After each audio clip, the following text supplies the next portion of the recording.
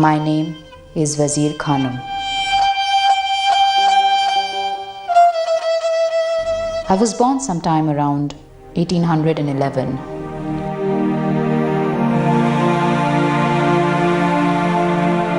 I lived in the Delhi of 200 years ago, but my family was not from the city. I am called Beni Madhav Ruswa, but in reality, I am a mere figment of my creator's imagination. My creator imagined me as an only child of my parents. And according to him, I was born in 1840 in Nizamabad, Azamgarh. I was born in a place called Kala Kankar House in the city of Pratapgarh in 1935. I came from a middle class Indo-Muslim family where a study of literature, a study of poetry is considered to be just one of the usual thing to do. It's not that you have to acquire it. My father was a maker of plain gold ornaments in Delhi.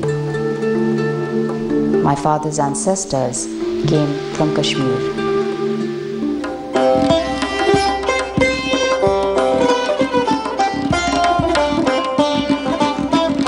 I am of Rajput lineage, and I was orphaned in the Great Revolt of 1857.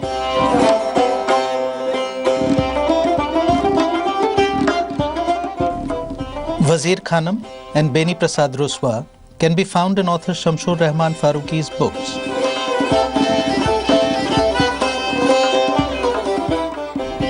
"79-year-old Faruqi lives and works out of Allahabad. While his is a respected name in Urdu literary criticism, it is with his poetry and his fiction that Shamsur Rahman brings alive the world of 200 years ago. Memory of my having been survived in bits and pieces, like fragments of torn and forgotten sheets of writing.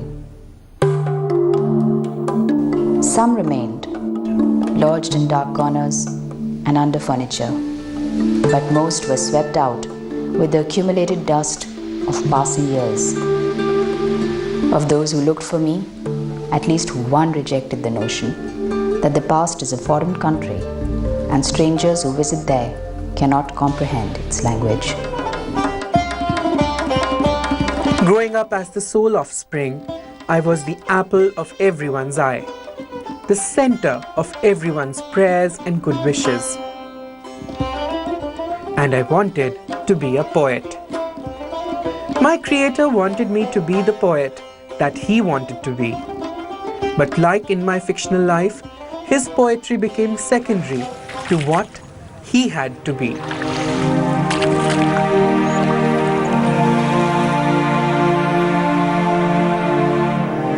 In 1966, when I was in Allahabad, and with the encouragement and support of my wife, I began to issue my magazine called Shapkhoon. That I found my voice and my field also. Because now I didn't have to wait for rejection slips from editors saying that sorry, you can't print your story, or if you can't print your essay or your poem. Now I didn't have to worry about that. So I felt that I should give up my fiction writing, which was my first love, and should also give up put my poetry on the back burner, very much in the back burner somewhere in the back of my mind, and concentrate on criticism.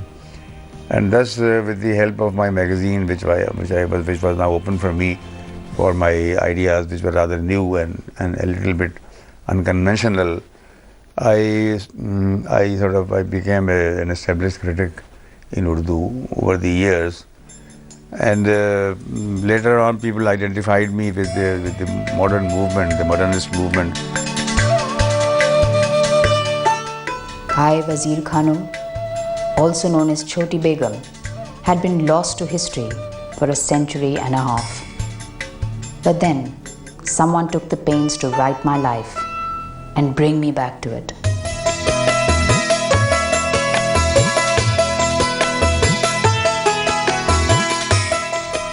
He joined the dots and filled the missing gaps as he saw it. I should be able to create a world of my own, which should approximate to what I think the reality would have been or should have been about those people whom I am writing about those events which I am narrating, those places which I am talking about.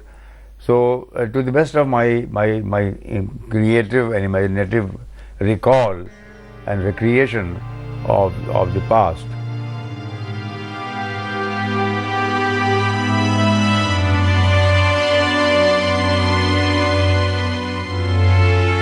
The story of life is his imagination, but the times I lived in were not.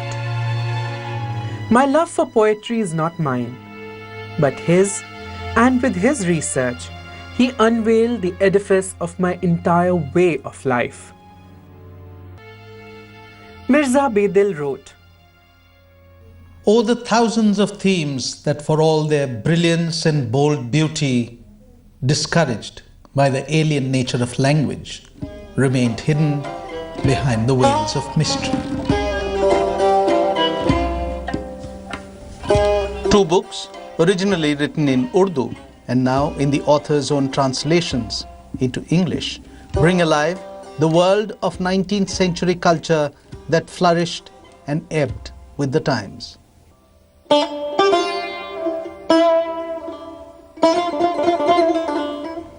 Set amidst an Indo-Islamic backdrop, giants of Urdu and Indo-Persian literature crisscross stories of love and longing.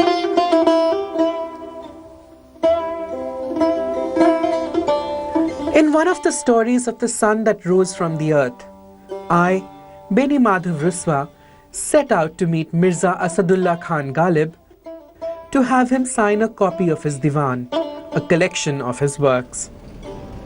But it is not me, but my creator, who used me as an excuse to jump the barrier of time to meet someone he needed answers from. It was through me in 1862 that Shamsur Rahman Faruqi questioned Ghalib in 2001.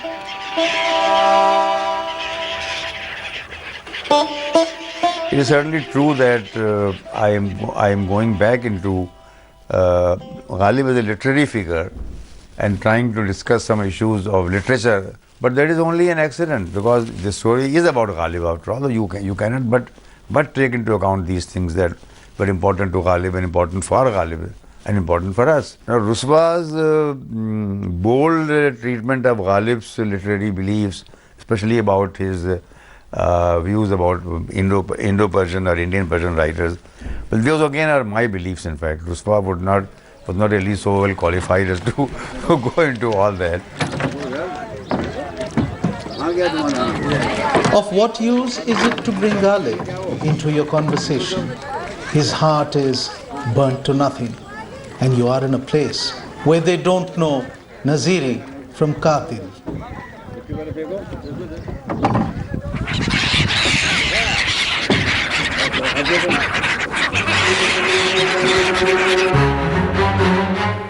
I wrote poetry, but none survived.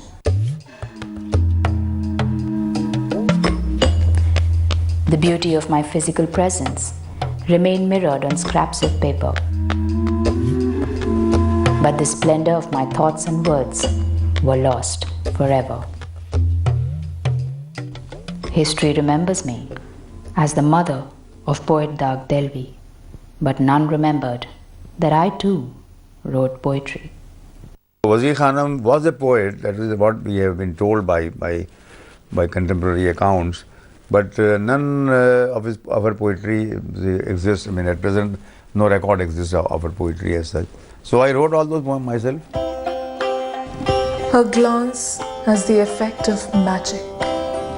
Exactly. My beloved's tresses and links in a chain are alike. Exactly. On the white book of her face, the rays of morning light. Exactly. In that little white lane where I left my heart is a house like paradise. Exactly. How many people have even heard of Wazir Khanam? All that they know is that maybe some people have heard that she was the mother of Nawab Mirza Khan, the great poet, but that's all. I am the reflection, the memory of the dazzlingly beautiful Wazir Khanam, a fiercely independent woman who took on a series of lovers and husbands and lost them all. Of course, her independence of mind and her determination to determine her own life by herself, to choose for her own self, rather than be guided and governed by her parents or by convention and rules and all that. That is what I have inferred from her life. Those people, those readers of mine who want to read it as a historical novel or these stories, historical stories, they are not being just to me, because had I intended to write historical novels, I would have chosen some major characters and major events in Indian history, rather than these minor little things. And then, of course, these poor unknown poets of whom only you and I know, and nobody else knows. So the idea was to get into the cultural part of it, and the culture is best expressed among people of everyday life like you and me. There is a reason why Shamshur Rahman Faruqi is obsessed with the times of Wazir Khanam and Mirza Ghalib and Daag. He believes that the literary and cultural treasure of their times cannot be allowed to be lost, because artificial barriers of politics and societies have created boundaries that cut the flow of continuity. Right now, what has happened is that over the last 150 years and more, we were brought up to believe that much of our literature was not really good, not really good enough for any world assembly. And the ghazal, for example, has been facing attacks from all quarters, beginning from the early modernizers of the 19th century to the modern times. That is not, different kinds of allegations have been brought against it. Similarly, the other poetry, which was like the Masnavi, the Qasida, and all the other older forms of poetry, they have generally been considered to be, just historical antiquities, historical curiosities of no use to us. We want to create some sort of a jointure between the past and the present. The past which has ceased to exist for us. That is our tragedy, the tragedy of the modern Indian in any language, in fact. Without love, the pieces of a broken heart become scattered. His love worked the thread that bound together the pages of my story of sorrow. In Mirror of Beauty, I was given these lines to recite from the 17th century Persian poet Saidi of Tehran. And I hope to make my life a living commentary on it. Richness, the power, and the beauty of it, a culture and a literary environment, a way of life, but still we really don't know about it much. How people wrote, why people wrote poetry, what was the place of a poet in the culture, how people loved, how people fought with each other. What was the way that they looked at their life and love and people and women and men? Well, all those things are gone.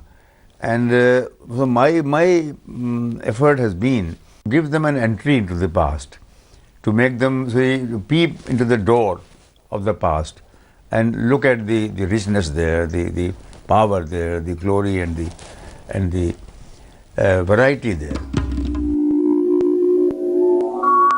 Every man that I ever loved was taken from me. Everywhere I looked for stability, I was cast adrift.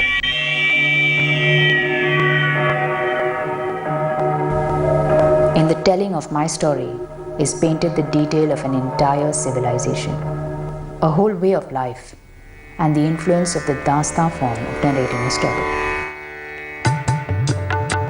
The Dastan taught me what not to do while writing a modern novel, because the Dastan's great power is that it's an oral narrative, and being an oral narrative, it is supposed to identify with the audience, and the audience is supposed to identify with the Dastan narrator, or the Dastan, you can say. Whereas here the fiction writer is expected to remain aloof. Bea o joshe tamannae didanam bingar. Bea o joshe tamannae didanam bingar.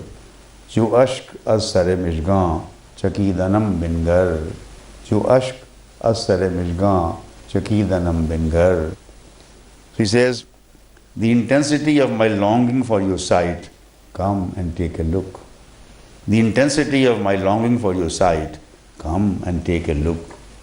I am about to drop like a tear from the eyelash, come and take a look. Poetry moves through the dastan everywhere like a living reality. So that also was an important, for me, important creative input, that poetry can be used in this way, the way it was used in real life, or at least what I thought was real life in the 18th and the early 19th centuries. That poetry was a part of people's experience, people's everyday experience, and not only something that is shut down in books. I am the sun that rose from the earth, but the sky of poetry is bright because of me. From the 9th Divan of Sheikh Ghulam Hamadani Mushafi, collected and printed 185 years after his death. The poet Mushafi later wrote, now the poet's life and means of livelihood is that they hawk poetry's merchandise from door to door. None accept it, even for free. Humiliated, they come back home. Woe to poetry. Like the mirror of beauty, for the sun that rose from the earth, Shamsur Rahman Faruqi had to perforce do the translations into English. And I was driven into it because there was nobody else to do it.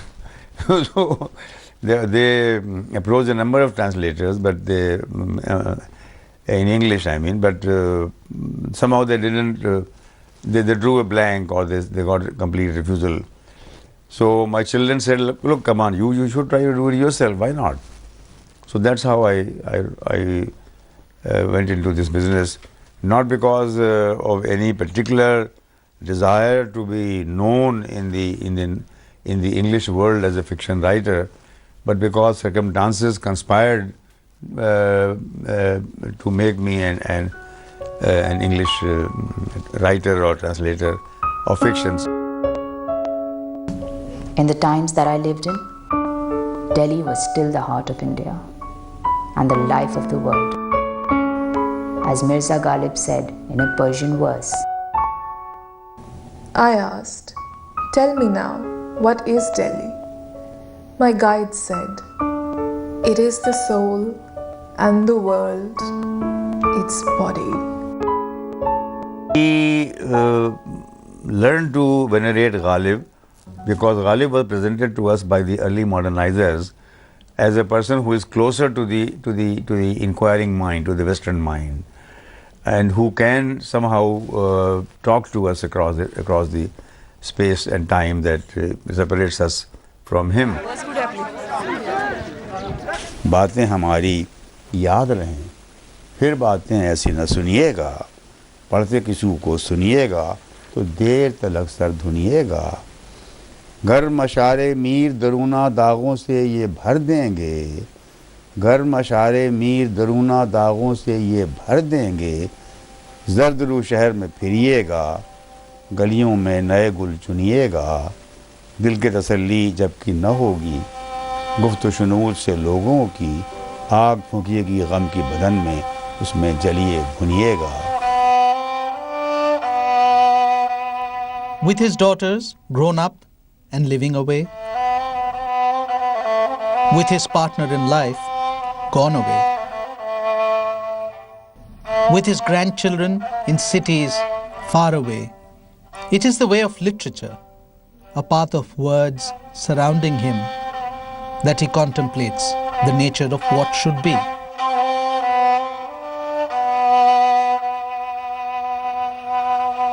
Gradually, I began to feel that I should also try to understand the past better than what we had been taught to understand so far, But there are bigger issues of human life, of pain, of suffering, of the questions of the inner self, and conflicts and loyalties and so forth, which have to be addressed. My idea was to let people understand that without the past there can be no present, and without the past there can be no future either.